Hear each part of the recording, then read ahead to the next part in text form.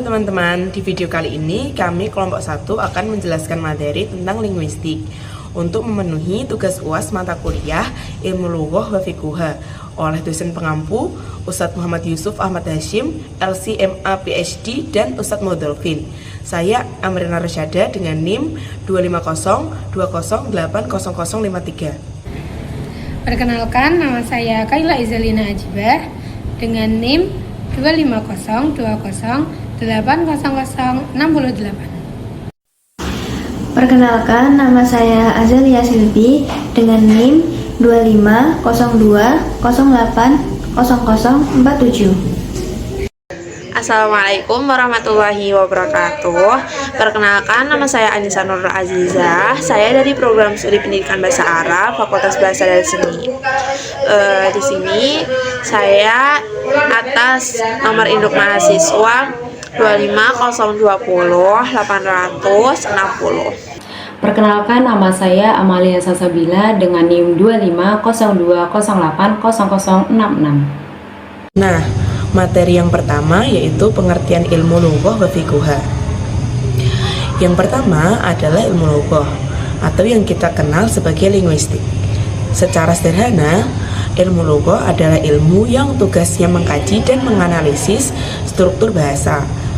Fokus utamanya adalah melihat bagaimana sistem bahasa itu bekerja. Dia membedah semua komponen internal, mulai dari bunyi bahasa, bentuk kata, sampai pada kaidah penyusunan kalimat yang benar. Jadi, tujuan utamanya adalah untuk menetapkan dan menjelaskan aturan baku agar kita bisa menggunakan bahasa dengan akurat. Singkatnya, ilmu lughah adalah jaminan kebenaran struktural dan gramatikal dalam berbahasa. Selanjutnya adalah fiqh al-lughah atau fikih bahasa. Ilmu ini memiliki fokus yang lebih luas. Fiqh al-lughah adalah ilmu yang mengkaji hakikat mendalam, asal-usul perkembangan, dan rahasia-rahasia di balik suatu bahasa. Ilmu ini melihat bahasa dari perspektif historis dan evolusioner. Dia berusaha mencari tahu mengapa bahasa itu terbentuk seperti itu, bagaimana maknanya berubah dari waktu ke waktu, dan mengapa ada fenomena-fenomena linguistik tertentu. Intinya, dia adalah ilmu yang membantu kita memahami kedalaman dan sejarah suatu bahasa. Dengan fiqh al-lughah, kita mampu menggali kekayaan makna dan konteks sejarah di balik setiap kata yang kita ucapkan. Di sini saya akan menyampaikan materi tentang ciri keilmuan linguistik. Nah, ciri keilmuan linguistik dibagi menjadi 3. Yang pertama empiris, yang kedua deskriptif, dan yang ketiga objektif. Linguistik bersifat empiris, yaitu kajiannya didasarkan pada data yang nyata dan dapat diamati dan dibuktikan secara ilmiah. Ciri-ciri empiris dalam linguistik terbagi menjadi 3. Yang pertama, data bahasa diperoleh dari tuturan lisan atau suatu teks tertulis. Yang kedua, analisis dilakukan berdasarkan fakta penggunaan bahasa. Dan yang ketiga, data dapat diverifikasi dan diuji ulang oleh peneliti lain. Yang kedua, ciri linguistik bersifat deskriptif, yang artinya linguistik menggambarkan dan menjelaskan struktur serta penggunaan bahasa sebagaimana adanya. Ciri-ciri deskriptif di dalam linguistik juga terbagi menjadi 3. Yang pertama, tidak menerapkan aturan benar atau salah. 2. Tidak bersifat menghakimi bentuk bahasa tersebut. Dan ketiga, menjelaskan pola-pola kebahasaan yang digunakan oleh penutur. Yang terakhir, yang ketiga, yaitu objektif. Linguistik bersifat objektif, yaitu analisis bahasa dilakukan secara netral, bebas dari sikap subjektif dan prasangka sosial. Ciri-ciri objektif dalam linguistik juga terbagi menjadi 3. Yang pertama, penelitian didasarkan pada metode ilmiah. Yang kedua, tidak memihak pada bahasa manapun atau dialek tertentu. Dan yang ketiga, hasil penelitian dapat dipertanggungjawabkan secara akademik. Demikian materi yang dapat saya sampaikan, kurang lebihnya mohon maaf. Dilanjut materi selanjutnya. Sekarang saya akan menjelaskan mengenai bahasa sebagai sistem lambang bunyi. Bahasa itu merupakan sistem. Maka, dalam sifat ini berupa lambang-lambang yang berbentuk bunyi.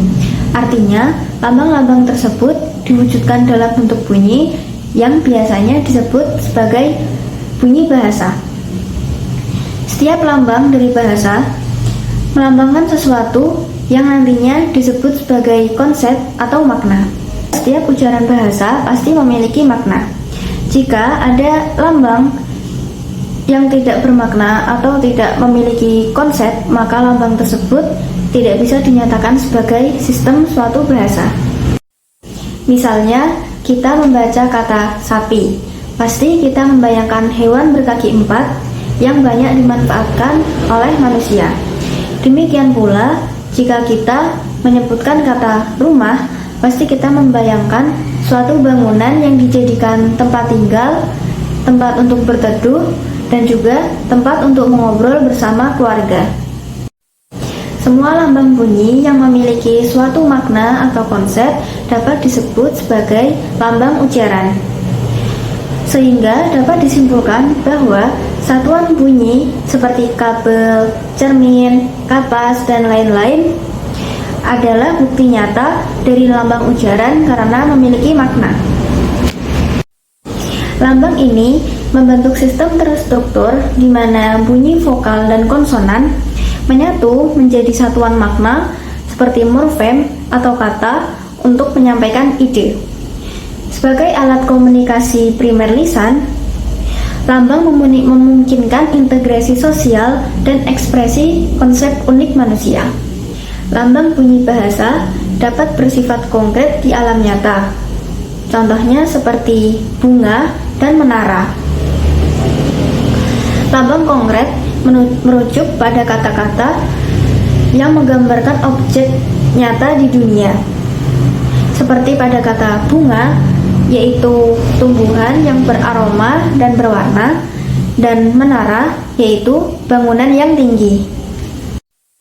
Namun, ada juga lambang yang bersifat tidak konkret, seperti pada kata adil, damai, dan sejahtera yang memiliki lambang ide atau konsep abstrak yang tidak berwujud fisik.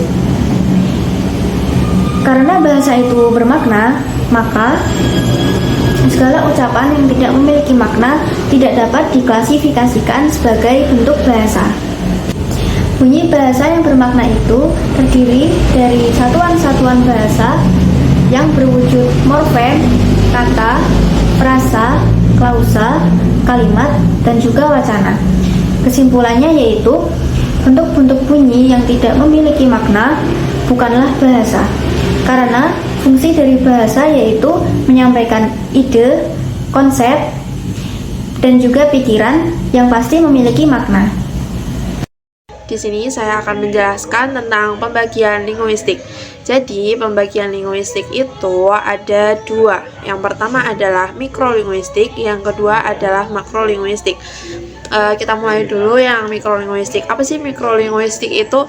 Nah, mikrolinguistik ini adalah cabang linguistik yang mempelajari unsur internal bahasa secara formal, tanpa mengaitkannya secara langsung dengan faktor di luar bahasa. Nah, faktor di luar bahasa itu seperti penutur, masyarakat, budaya, dan konteks sosial. Nah, fokus utama mikrolinguistik itu apa sih? Nah, jadi fokus utama mikrolinguistik adalah bahasa sebagai sistem. Jadi perlu diingat, mikrolinguistik itu adalah bahasa sebagai sistem. Nah, nggak lupa kita pelajari juga cabang-cabang mikrolinguistik. Apa sih cabang-cabangnya dan ada berapa? Jadi cabang mikrolinguistik itu ada 5. Yang pertama adalah fonetik, yang kedua adalah fonologi, yang ketiga adalah morfologi, yang keempat adalah sintaksis, dan yang terakhir adalah semantik. Nah, kita mulai nih. Yang pertama, apa sih fonetik itu? Nah, fonetik itu adalah mempelajari bunyi bahasa berdasarkan cara pembentukannya, atau sifat fisiknya, atau persepsi bunyinya. Jadi contohnya nih, perbedaan bunyi P dan B. Kita ngomong siap gitu kan. Nah, itu tuh ada perpaduan kata yang itu tuh mirip antara huruf P dan huruf B. Nah, itu bisa disebut dengan fonetik, seperti itu. Terus yang kedua adalah fonologi. Apa sih fonologi itu? Nah, fonologi ini adalah sesuatu yang mempelajari sistem bunyi bahasa dan fungsinya dalam membedakan makna. Nah, yang ketiga adalah morfologi. Morfologi itu adalah sesuatu yang mempelajari struktur kata dan proses pembentukannya. Contoh, pembentukan kata berlari-lari, pelari, dan lari-larian. Nah, itu dari berlari, pelari, lari-larian itu dari kata apa sih? Nah, itu dari asal kata dasarnya itu adalah lari. Lari itu bisa ke berbagai makna. Itu seperti berlari berarti suatu kata kerja yang itu tuh ada subjeknya. Berarti seseorang berlari, berarti dia melakukan pekerjaan yang dia tuh berlari. Habis itu yang kedua adalah pelari. Pelari itu berarti dia adalah subjek, berarti dia orang yang berlari. Lalu yang ketiga adalah lari-larian. Lari-larian itu berarti kayak banyak orang yang berlari gitu. Nah, lalu yang keempat adalah sintaksis. Apa sih sintaksis itu? Nah, di sini menjelaskan sintaksis itu ya sesuatu yang mempelajari struktur kalimat dan hubungan antar unsur dalam suatu kalimat. Nah, contohnya itu adalah susunan SPO. Kalian tahu kan SPO itu apa? Nah, jadi tuh SPO itu adalah subjek, predikat, dan objek. Jadi contoh, Anissa menulis pelajaran. Anissa menulis pelajaran, berarti Anissa adalah subjek, menulis adalah predikat suatu pekerjaan, dan objek itu adalah objek yang dituju.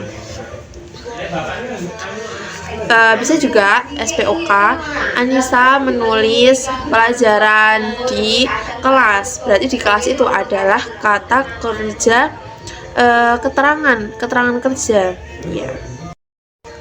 Nah, yang kelima adalah pembahasan tentang semantik. Semantik itu adalah sesuatu yang mempelajari makna secara linguistik tanpa memperhatikan konteks kalimat. Pada konteks kalimat pemakaiannya. Nah, contohnya nih, makna leksikal dan makna gramatikal. Kalau makna leksikal itu berarti dia bentuk dasar, dan gramatikal itu berarti bentuk yang udah diubah. Dengan demikian, mikrolinguistik itu menekankan aspek formal dan struktural bahasa. Jadi udah ditekanin ya, kalau mikrolinguistik itu berarti menekankan aspek formalnya, jadi sesuai tataan bahasanya. Lalu pembagian linguistik yang kedua adalah makrolinguistik. Apa sih makrolinguistik itu? Tadi udah mikrolinguistik, sekarang makrolinguistik. Nah, apa sih makrolinguistik itu?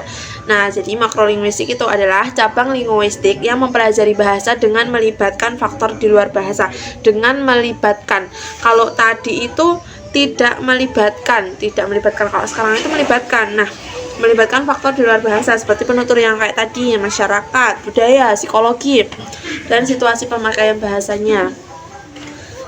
Fokus utama makrolinguistik itu apa sih kira-kira? Nah, jadi faktor utama makrolinguistik itu adalah bahasa dalam konteks penggunaannya. Jadi yang paling penting itu adalah bahasa dalam konteks penggunaannya.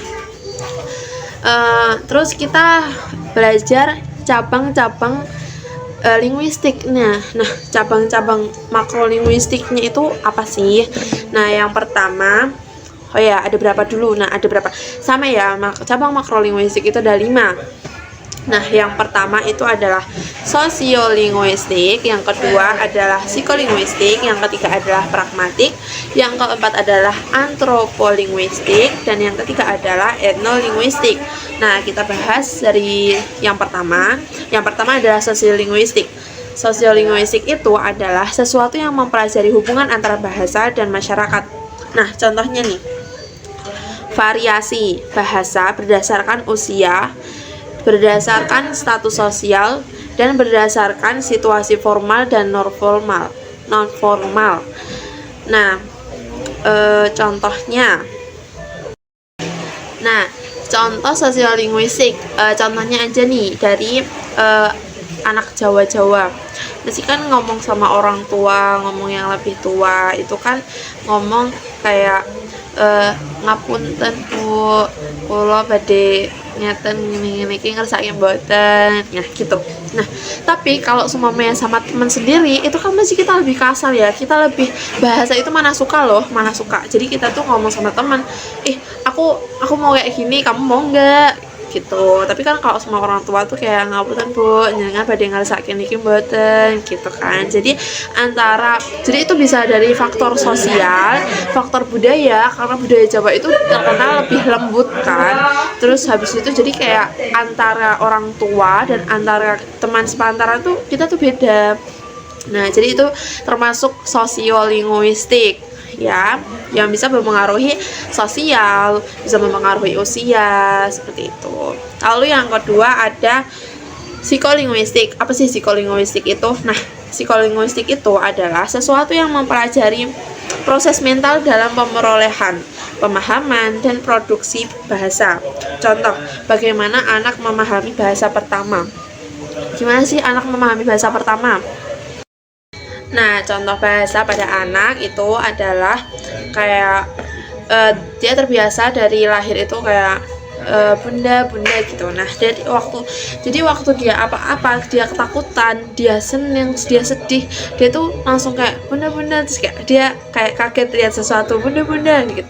Jadi dia tuh dengan lafadznya yang belum jelas dia udah paham karena dia memperoleh bahasa pada anak pada awal. Jadi itu adalah tahap psikolinguistik yang itu tuh bakalan ada tahap-tahapannya dari berapa bulan, lalu 1 tahun, 3 tahun dia akan mulai bertahap dengan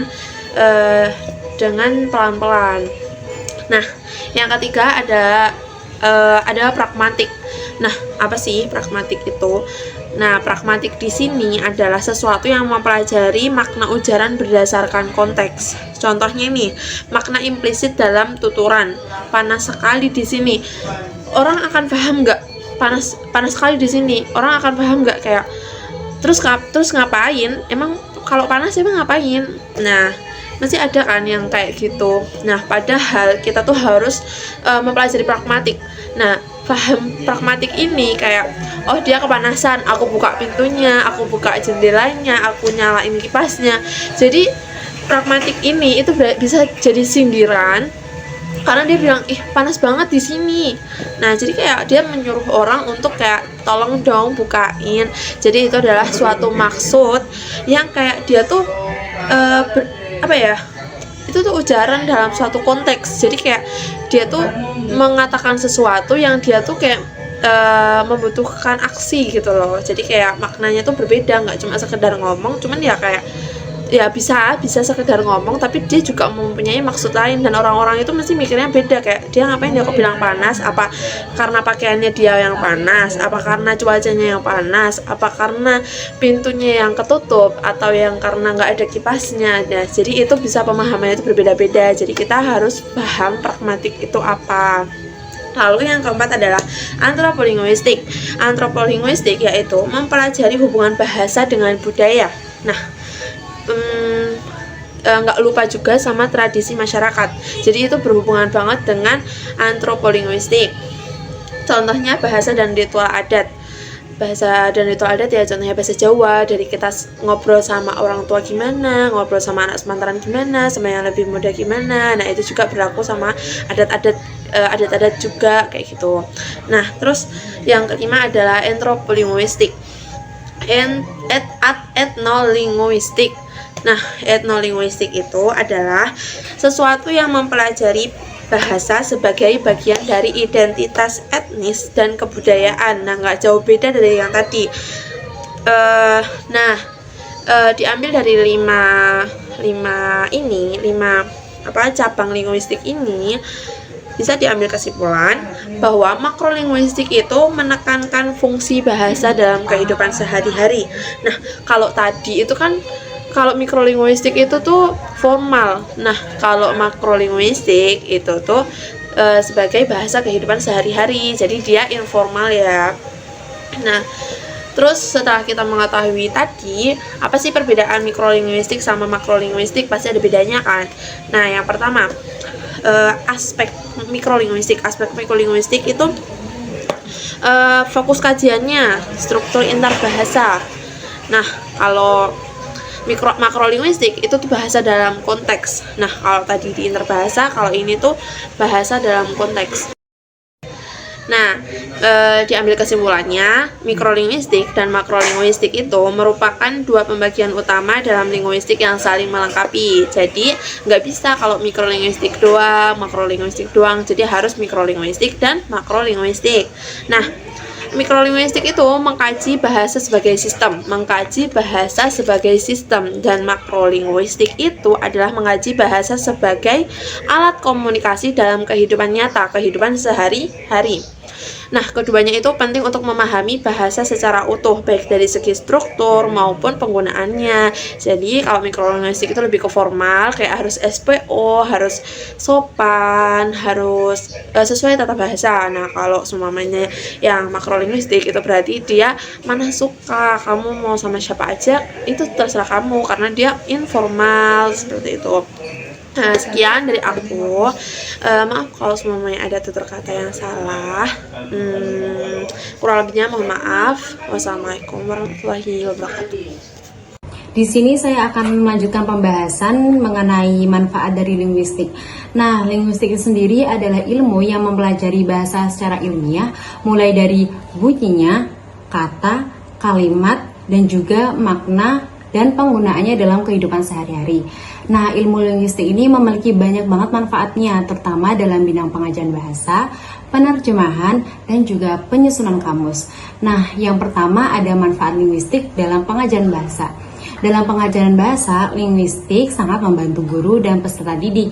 Dengan linguistik ini, kita dapat memahami cara pengucapan bunyi bahasa yang benar, aturan pembentukan kata, susunan kalimat yang tepat, serta penggunaan bahasa sesuai dengan konteksnya.